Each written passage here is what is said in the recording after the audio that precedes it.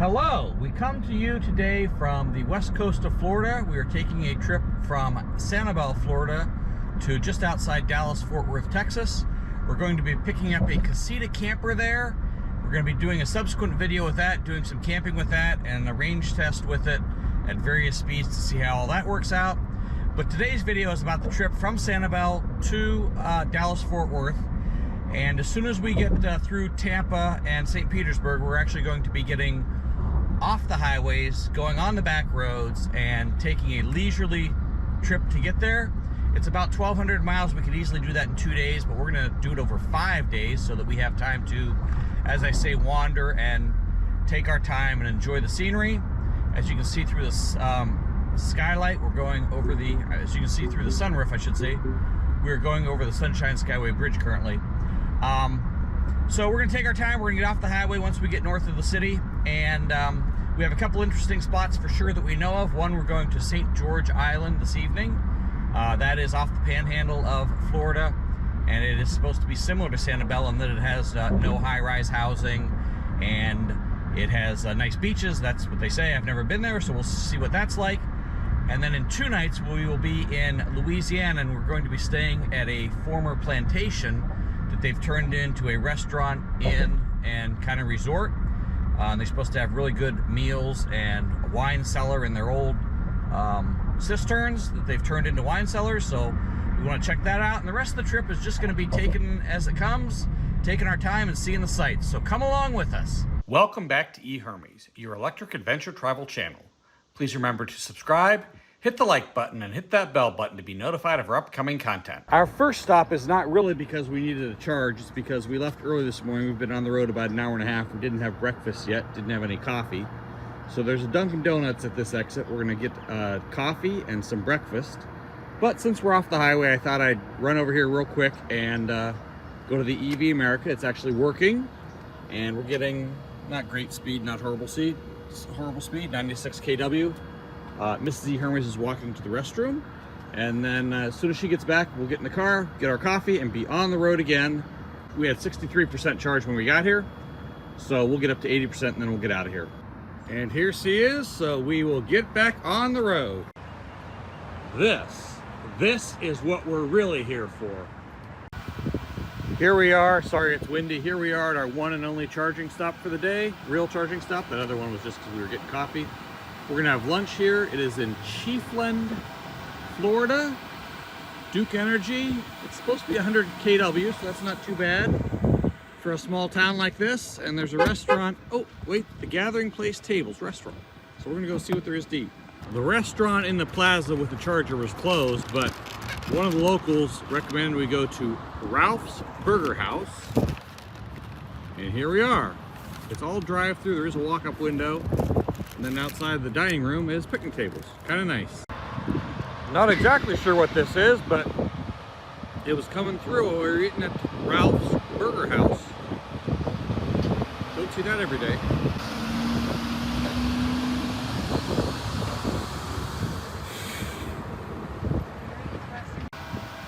So we got to 50% and it stopped charging. And it said it was because my credit card balance was 0, which it has an automatic recharge, so that shouldn't happen. So I tried to manually add money to the credit card. It wouldn't take that. So I called customer support and they couldn't get to start. So I walked back to the truck and unplugged it from the truck and plugged it back in, and it started just fine, and we're on our way charging again. So we lost about 15 minutes walking back from the restaurant where we were eating, but all's well that ends well. Most of the drive along the west coast today has been far from the coast, even though we're on Federal Route 98, the closest road parallel to the coast that continues. There's certainly spurs to go over to, and it's mostly been like this, pine forest, very sparsely populated. But now we're getting towards Apalachicola Bay, and I think we're gonna end up right along the coast, and that may be a little more scenic ride. Unfortunately, it looks like it may rain though too, so we'll see.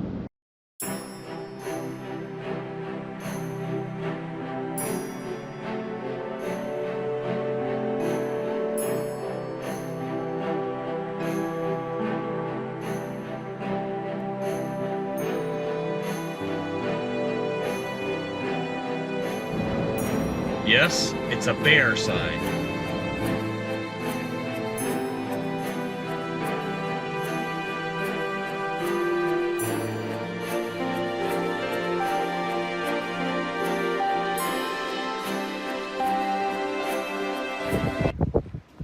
Sunset from the bridge from the mainland to St. George Island, Florida.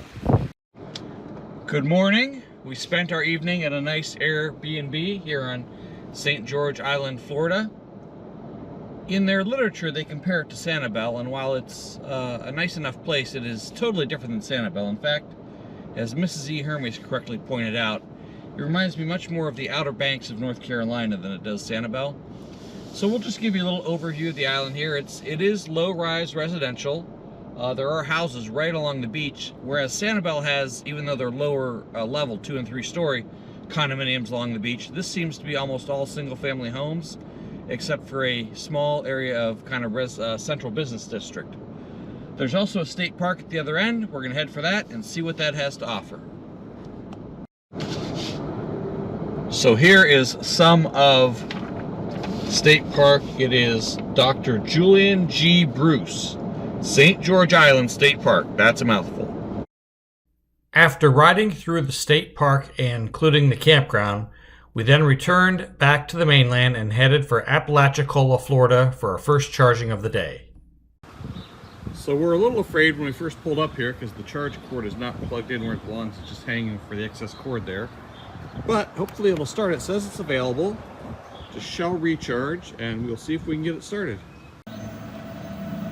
The configuration of it is somewhat awkward. The cord has to stretch all the way around here from this side of the thing because it's on the parallel parking on the right side of the road here, but it's working. Only getting 33 kilowatts. That's a little disappointing. It should be up to 50. Hopefully it'll pick up as it warms up a little bit because it is only in about 50 degrees here.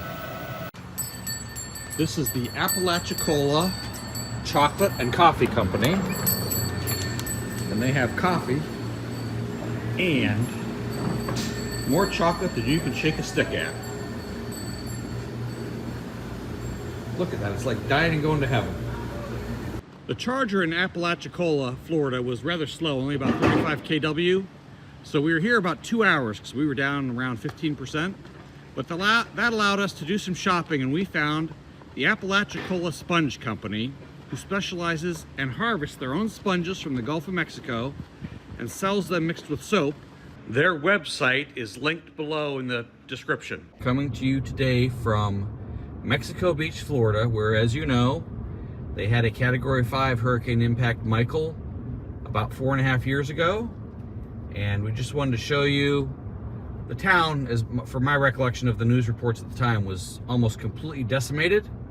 We just want to show you what it looks like 4.5 years later. A lot of rebuilding's gone on. We've seen a few abandoned structures damaged, but for the most part, the town is pretty well rebuilt. And while I was not here before the storm to tell you how it compares to what it was like, it looks like a fine town now. I mean, it's everything's pretty new, which I guess in some ways makes it nice, although if they were the low single-story buildings that give you the quaint Florida feel, that part's probably gone. But just a sense of what happens 4.5 years later after an impact that was arguably worse than what Sanibel experienced, and maybe more along the lines of Fort Myers Beach. We meandered along the coast of the Panhandle, generally on Federal Route 98, sometimes on State Route 30A, and we stopped for a little bit to visit the Gulf Shores National Seashore.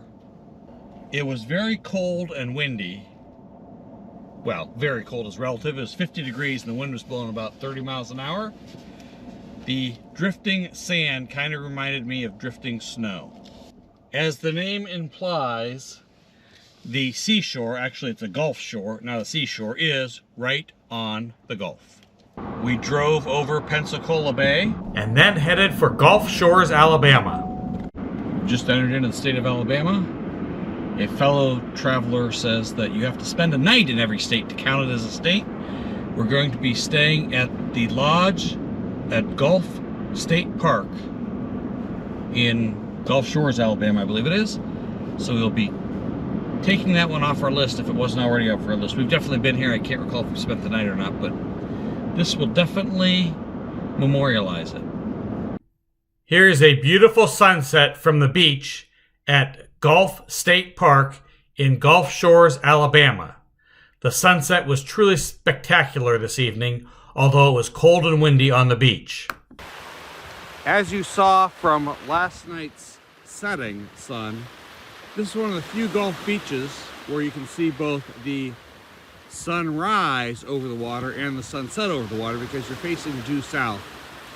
And in this hemisphere, the sun doesn't go all the way east-west. It's always in a little bit in the southeast, southwest. So you get to see them both coming up over the water. Unfortunately, today it's cloudy, so we're not going to see it actually come up over the water, but you can see where it's coming from.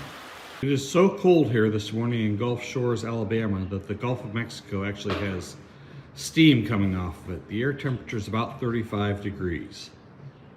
One of the reasons we chose the hotel we did last night was because it had a destination charger at it. In fact, it had 4 of them. One of them we could not get to work. One of them was definitely broken. I did get the one to work for a little bit, and then I tried to move to a different one that I hoped would be faster, because I was only getting about 3 kilowatts. That one didn't work. Then I went back to the one that I had been at. Then it would not work. So we had to drive into Foley, Alabama this morning, and we found a charge point 62.5 kW charger. I like these. They're spread out in locations where there isn't enough demand for a real super fast charger, you know, 150 to 350. This one's 62.5 kW. It'll take us about an hour to get enough to move on down the road. Unfortunately, it's at the city's utility department. It's a Saturday morning. There's no restaurants around, so we're probably just gonna have to sit in the truck. And it is cold. It's about 35 degrees. We drove up and around Mobile Bay and went down to Dauphin Island, Alabama, to check it out. And it is kind of a tale of 2 islands. Here on the western end, you can see that it's kind of open and windswept in that traditional barrier island feel. But here in the middle and the eastern end, it is a much more covered, lush area with a lot of pines, some live oaks. There's a few palm trees too. Anyhow, there's quite a striking difference between the 2 ends of the island, where the one is wooded and the other is wide open and windswept. We are stopping at the Gulfport, Mississippi Premium Outlets, charging at the Electrify America. There's 4 stations here, only 2 of them are working, another one's in use. Looks like I'm getting pretty good speed for a 150. I'm getting 91 and we just got started, so it might get up to 100. So we're gonna be here, we're gonna eat lunch, and then we'll be on the way. Good morning from Gulfport, Mississippi, where we spent the night at the Hilton Garden Inn last night. Not sure if you can see the sign, near the airport. I thought we were staying at HOMAUS house last night, but it turns out I actually made the reservation for tonight. So we kind of had to kill a night here at a nondescript but perfectly fine Hilton Garden Inn. We're headed to HOMAUS house today to tour the plantation and spend the night there tonight. US Highway 90 is closed over the Pearl River, which is the border between Mississippi and Louisiana, but there's no warning signs or anything about it until you get there. So we drove, I don't know, 10, 15 miles out of the way, got to a bridge out, had to come back. Anyhow, here we are entering Louisiana. The border is actually the East Pearl River, which is what we're going to be crossing now, but the main Pearl River is the one that's closed between the 2 states. Here we are, entering the first parish, which means we're in Louisiana.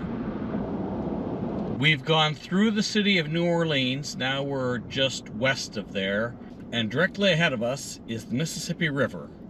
Look at it flowing through the countryside. No, there's a levee there, but just beyond that, where the person's up there jogging with their dog, is in fact the Mississippi River.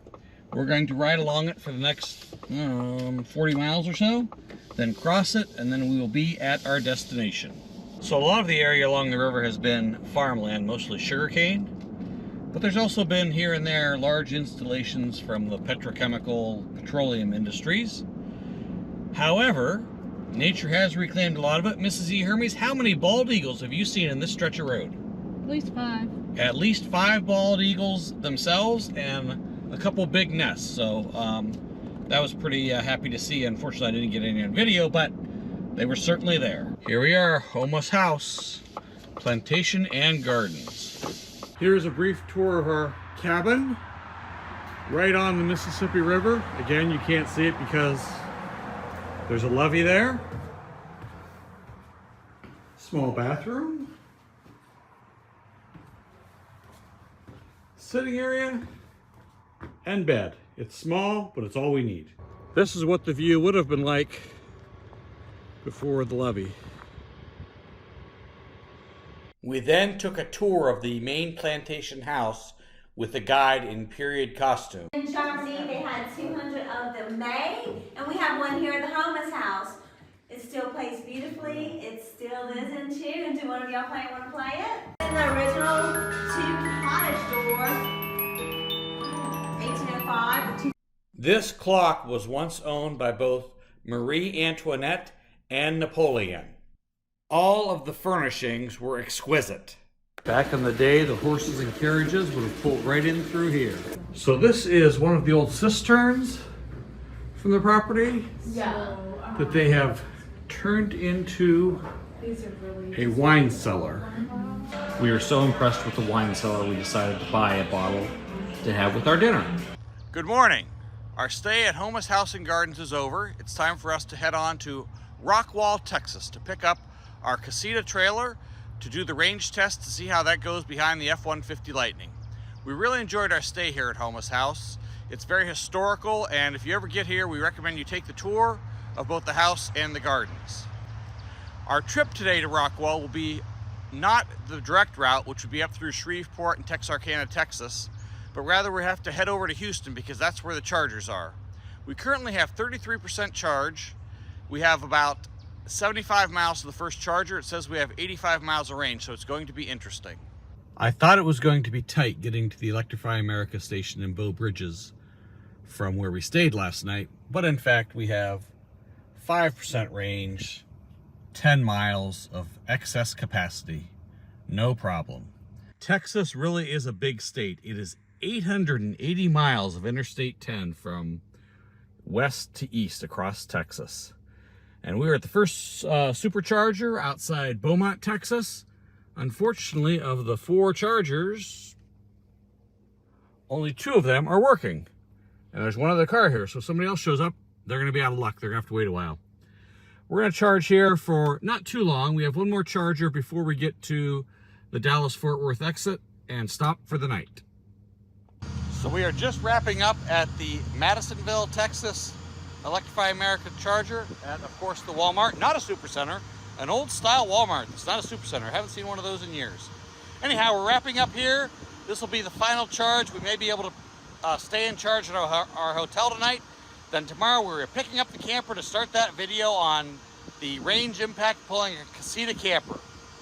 Ran into a very nice gentleman and his family here with another F-150 Lightning. It was a Platinum.